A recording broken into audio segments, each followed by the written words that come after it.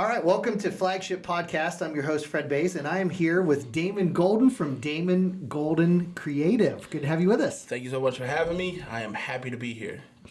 Well, Damon, we're really excited because you are one of the 7 finalists for our pitch event coming up here just in about 3 or 4 weeks on February 19th. So can you just tell us what that process was like for you applying and then getting selected to go before the selection committee and just how it's gone so far? So I had a couple friends reach out to me and tell me a little bit about the pitch, and I heard about it a couple years ago, and they told me, hey, you should probably check this out. And so after I did my little bit of research and went on the website and checked it out, I said, this might be something I want to be a part of. And I filled out the application and kind of wrote my story a little bit, and I didn't fully understand the entire process, but I think there was close to over 40 original applicants. And 47. 47, okay. Yeah. And so luckily I made it through the first round, and that was great. And that was, like I said, that was all just me kind of writing out my story and putting in an application. And then the second phase was for me to come and meet you guys in person. And that was awesome too. I didn't know what to expect. I've been in similar situations before. I've auditioned for things and whatnot, and so I wouldn't say I was nervous about that part. I was just more so making sure that I was able to deliver whatever the expectation was. It was kind of like a informal interview type conversation, and I thought it went really well. And a couple days later, I got a chance to hear back. I think it was a week or two later because I was a part of the first 7. Yes. And then there was another layer of 7, and so a couple weeks later, I heard back, and I was grateful to be considered one of the finalists. For sure. So, Damon, tell us a little bit about Damon Golden Creative. Tell us how you started it and kind of where you're at with that business. So the funny thing, it started, I got married, and at the time I was really, really into sneakers, and I bought a lot of sneakers prior to marriage, and it was like my thing. When I got my first job and I was making some money, I was buying a lot of tennis shoes because I never could have the ones that I wanted when I was younger. And so, but then I got married and I realized, hey, this is not the way I should be spending my money. The money that I make at my job is for the household, and it just wouldn't be fair to my family to be spending it selfishly like that. And so I said, well, if I want extra, I need to do extra. And so I picked up a camera, and initially I only wanted to do video, and started off doing video, and it started to snowball into something that was bigger. And like I said, initially I just wanted to do video, started doing wedding videos, music videos, and then people started asking me to take pictures. Wasn't really into it at the time, and then that kind of snowballed. All while, before I even was doing photography and videography, I'd already had a music career that I was involved in.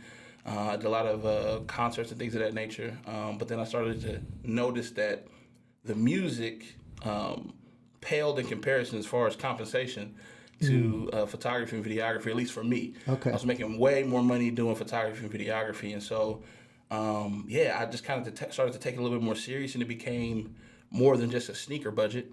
I was like, oh wow, this could be like a whole second career, and I didn't set out to make it that, but it kind of became that, and and that was probably, I would say, 13 years ago. Okay. When that kind of took off, my cursor or the checkpoint was right before my daughter was born. When I remember kind of getting those initial shoots and things of that nature off the ground, and so it just evolved into something bigger than what I initially set out for it to be. And so now we've covered photography, videography, music. We do graphic design. We also do podcasting as well. Anything that has to do with media, if we don't do it, we are connected with somebody who does. And so it just kind of blossomed from the love of sneakers, I guess. Now, you've had a small studio, is that correct? Somewhere Yes. in Anderson? Yes, I had a studio for about 3 years. Okay. 3 years, and I just recently moved out of that space, wanting to do some things a little bit differently. It was great to be where I was, but I kind of want, I have a new vision for what I'm looking to do. One, I wanted to make a good business move, wanted to be something that was cost effective, wanted to be something maybe that I even own, instead of leasing or renting. And so I'm currently looking for a new studio home. Okay. Yep. Tell us a little bit about that vision. I told you guys initially when I first had my first meeting with you guys is that aside from doing photography and videography, I'm a full-time teacher. Yep. And so At APA. Right? at APA, yes, Yeah, correct. yeah. And so I'm a full-time teacher. What do you teach? I teach social and emotional learning. Okay. Yeah, so SEL, social and emotional learning. But even prior to working at APA, I got a chance to work with the Madison County juvenile justice system. Okay. So I worked with a program called Day Reporting, where kids who were expelled and who were also on probation kind of came to my program in hopes that we could make sure they didn't fall as far behind if they didn't have our program, and then before that, I did a lot of drama camps, theater camps, performing arts camps. So I've always worked with young people. It's always been a thing. And so the reason why that ties into my studio piece is because when I pitched to you guys initially, I focus on the 3 C's, and one of those C's is cultivation. And that cultivating piece is growing other artists, growing other creatives. And luckily, I've been able to kind of help other people grow in their art, grow in their whatever their discipline is, and they have become either business owners or successful, and they're grabbing pieces of their dream. And so I want my studio to be a space where I can still continue that work. I want my studio to be a space where I can help other people, young people, learn more about creative media, get involved with creative media, and just have it be a resource. And when I was younger, I got a chance to go to the Y. When I grew up in Indianapolis, I was a part of the YMCA, and on Friday nights they opened up the Y, and they had different people coming. That's where I learned how to play chess. I was able to do music there. I was able to get some of my art kind of flushed out a little bit. And then moving to Anderson, I got a chance to do that at the Boys and Girls Club that was on Madison Avenue. And so I've always been a person who has been around or I've benefited from community involved things for young people, and so it's helped me kind of cultivate my talents and whatnot, and so I kind of want to make sure that I'm able to sow that seed again. Sure. I think one of the things that is the most helpful for the next generation is to see somebody build something successful, and then to be invited to be along for the ride. Because I think when you're young and you see somebody else doing something successful, and especially something like photography or videography, where it's like something cutting edge, developing, I think it can give young people a vision for, well, maybe I could do something like that. No, for sure. Or even other things. And then that sparks something in them. And your success allows to be able to give back and have somebody else see the potential. For sure. It's the whole idea of just paying it forward. And, I think about when somebody has paid for my Starbucks and they were in front of me, and I'm like, oh, wow. Now I feel like I have to do it for the person that's behind me. You know what I mean? Not even know what they order. They could probably have a $300 Starbucks order, and I'm just going to, I'll just do it. You know what I mean? But it's that same exact concept. If somebody did it for me, I have to do it for somebody else. Yeah. And then the hope is that person does it for somebody else as well. Sure. And so, I feel like if the world operated like that, we might be in a little bit of a better place. Sure. All right. So let's talk the challenges of entrepreneurship. Yeah. Okay. It's not for the faint of heart. No, it's not. It's not easy. And it's a lot of sweat equity. It's a lot of falling down, some setbacks, sometimes some financial things that are tough. What would you say are one or two of the biggest challenges you've faced and been able to overcome? I would say there's two. I think I may have underestimated the taxing of customer service. Customer service is it can make or break you, and the notion that the customer is always right, even when they're not right, It's tough. And so being able to be humble and have grace with individuals, and I think I've learned early to. I don't have to win every battle. I just want to win the war. So if that means me, even though I don't agree with something that a customer is saying or doing, whatever it takes to make the situation be at peace, I'm gonna do that. And that took I don't know. It takes a lot to kind of to develop that resolve of saying, you know what, I'm not gonna fight it. How can I make you happy? How can I make this thing work out for you? Whether that be dealing with clients from the corporate sector or just clients who are having a photo shoot for their birthday or whatever. You know what I mean? And so that's one of the biggest challenges is that customer service. You want to make sure that you treat people right and that you are moving with integrity. And even when you do treat people right and you move with integrity, somebody can taint your image and taint your name, and you have to be able to roll with those punches. So in your industry, weddings, family moments, those kinds of things, supercharged with people's emotions. Yes. And so obviously they're right in their mind, even if you think this isn't really going to turn out the best. And having that, I guess, mindset of I'm here to serve you, even if it's not done the way I would like to do it, or the way that I know it should be done. Because I have had 100 weddings under my belt, so we probably shouldn't shoot here. We should probably shoot over here. I know, but I want to shoot. I get what you want to do, but what I'm trying to tell you is this is shooting directly in the sunlight. It's probably not going to yield the best pictures. The kids are going to be squinting. Groomsmen are going to be sweating. Sweat's going to be coming in their eyes. It's not going to work out the way you want it to. We should probably move over here, get in the shade. It'll be a little bit better. I know, but I want. Okay, we'll do it the way you want to do it. Boom, we deliver the photos. Why does it look? I had this conversation with you. I told you this is probably not what what we should have done. But again, that's the situation where the customer's always right. Mm-hmm. And so, you just got to handle it with grace. And it's not a I told you so moment. It's like, hey, how can I fix this? How can I, even though I didn't break it, how can I fix it? Sure.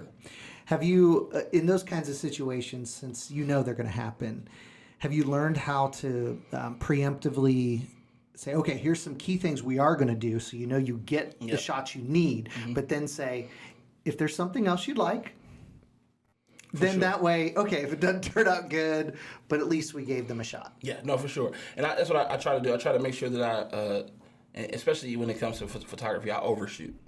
I definitely overshoot, and it's a pain when you go back to the editing room because you have to go through more photos. But I overshoot just for that exact reason, and I try to make sure that it's the theory of it's better to have it and not need it than to need it and not have it. Sure. So that's kind of the approach that I go with, and I give clients multiple options. I give them, even when it comes to before the wedding day or before the shoot, I always say, send me examples of what you would like to have done. What's your inspiration? What are some things that you want this thing to look like? Just give me some examples so that way I know and I have it in my mind what exactly, we can capture. And I'll let you know ahead of time whether or not this is doable or if it's not. Or if it's going to be something that, maybe it looks this way when you send it to me and it could come out completely different later on. And so I try to get that information out there early so that way there's less confusion. Yeah. Yeah, I own a painting business, residential, and many times people can't see what it's going to look like. Mm-hmm. I can. But my job is to help them get what they want. Yeah. And so to guide, and all that pre-planning stuff I found is huge. And just the communicating consistently helps it to go better rather than getting behind the 8 ball with a client. For sure. Yeah. 100%. Yeah. I'm with you on that. You mentioned there was one other. Yeah, so there was another one. I think this is something that everybody can relate to, and that would be, unfortunately, COVID was a huge, I guess, chapter difficulty, obstacle, whatever you want to call it. Prior to COVID, I was pretty consistent with the amount of events that I was doing per year. And that all kind of changed. I know that for me, in my business specifically, I didn't do a lot of social media ads. I didn't pay for a lot of ads.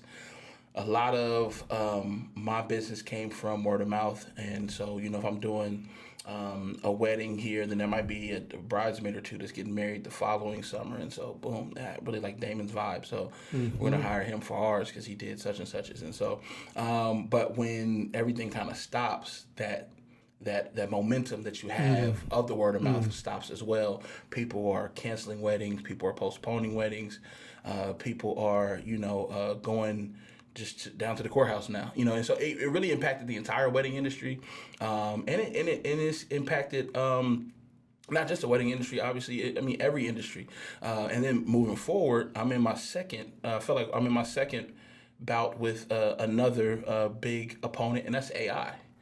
AI is now in a place where it is people think that it's comparable to having a photographer, think that it's comparable to actually, going and getting a photo shoot. But I think that they will learn that the artificial piece is not going to be as long lasting as they would desire for it to be. And so, but that's another thing. People are, like I said, they're just in the mindset of, well, I don't need to hire a photographer. I can just upload this selfie and have the AI generate, a couple different shots for me. And so, while I think it's definitely improving, it ain't at the point right now where it's. I feel like it is noticeable when it's AI versus when it's a real photo. And so, but yeah, I think those are just things that happen in business where there are different opponents, there are different obstacles, and you just have to find a way to reinvent yourself, to make yourself more relevant, and to stick out. And so I'm always up for the challenge, for sure. So what would you say would be one of your things you're most proud of that you've accomplished through your business? It would probably have to go back to that cultivating piece. And that is, like I said, helping other people. One of the individuals that I can talk about is I was calling my mentee. His name is Omi. He actually I was teaching a class at the high school, a photography class, and he took that class. Prior to him taking that class, he never had a desire for anything as far as media and photography and things of that nature. Took that class, kind of got bit by the creative bug. And then he went on to graduate high school, and he went to Indiana State, and he got a degree in graphic design. And along that Indiana State chapter of his life, he developed a huge desire for sports media.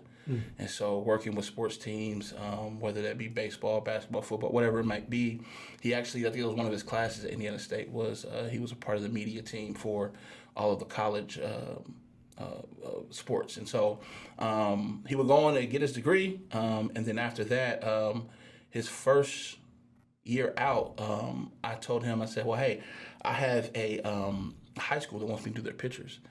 Why don't you come along, you do them, and I'll kind of help, I'll get the equipment and everything, we'll get everything together, and you just kind of direct the day, and you lead the day. And he did that. It was a success. They enjoyed the photos. They've brought him back, I think, 4 times now. And to cap it all off, he's been working for the Pacers and the Fever for the past year. And so that's probably my greatest accomplishment, man, is seeing somebody have a dream and being a asset, for them, and being a resource for them in obtaining that dream. That's probably the greatest piece of my story that they're not most proud of, for sure. Pretty special when you can influence and impact someone's life and it changes the trajectory of their life, and for them to build something that financially takes care of them and then gives them opportunity and uses their gifts. Yeah, pretty rewarding. Yeah, and like I said, he's talent. He has the talent. He has the eye. I'm just a support system. That's it. I'm just a support system. And whatever you need, if I got it, you got it. If I don't know how to do it, we'll figure it out. And so I'm just grateful for that, for sure. All right, speaking of dreaming, you are pitching at the pitch night. What are you pitching? So I am pitching. Essentially, I want if I were to win, I would use that money to continue to build upon what I already have. And so I will want to make sure that I am able to purchase some equipment to kind of further help with not just my business, but then also to letting it be a resource for other young people who are young and inspiring creatives. I would also put that towards finding a studio and having a permanent residence as far as a studio for the business. And that's kind of the beginning and end of it. I just want to make sure that I'm able to put more into the business, like whether that be camera, software, other hardware, and again, just finding a place. And I got a couple of different ideas in mind of studio locations or solutions to that problem. I haven't landed on one exactly just yet, but we're looking into it for sure. Okay, awesome. So, it sounds like what you're doing has the ability to have a significant amount of community impact. Not just like you impacting people's lives, which you would with what you're doing for them, whether it's personal, business, helping them be able to have the images and the video that helps them enjoy and share the moment or increase or develop their business, but also then for you to be able to bring along other young leaders in the community to impact and grow. Yeah, for sure. Yeah. Here in this community, I feel like if anybody wants high quality media, 9 times out of 10 they have to go outside of this community in order to obtain that. The other thing that the pitch is going to help me kind of do and get the word out there is that, hey, listen, there are businesses here in this community that deserve high quality media, and they need to make sure that that is what represents their business. So when you go and you search for whatever the business might be, whether it be roofing, whether it be pools, whether it be interior design, whatever it might be, you need to have high quality media be the first thing that your potential customers see. I don't know if that is I don't know if people fully understand the importance of high quality media, and I want to make sure that my community understands that. I know for me, when I'm looking for a service and I'm going on Google or if I'm going on Facebook, your pictures and how you present yourself to me determines whether or not I want to continue to click and find out more information. And so whether it be you own a food business or whatever it might be, you want to make sure that you have high quality media being the first representation of your business, because 9 times out of 10 that's the first thing that people are going to see. That's going to be their first introduction to you is through their phones or through their computers, and you want to make sure that you look your best. And so I want to make sure that the community knows that resource is available here in this community. That's awesome. Well, Damon, I am so excited. I can't wait for the pitch night to be able to hear you pitch and get to see what happens. Thanks for being a part of this. Thank you for having me. All right. So again, I want to encourage you to come out and join us on February 19th at 6 o'clock here at Flagship Enterprise Center. And it's our pitch night, and it's 6, but we also have hors d'oeuvres at 5:30. So hope you can join us.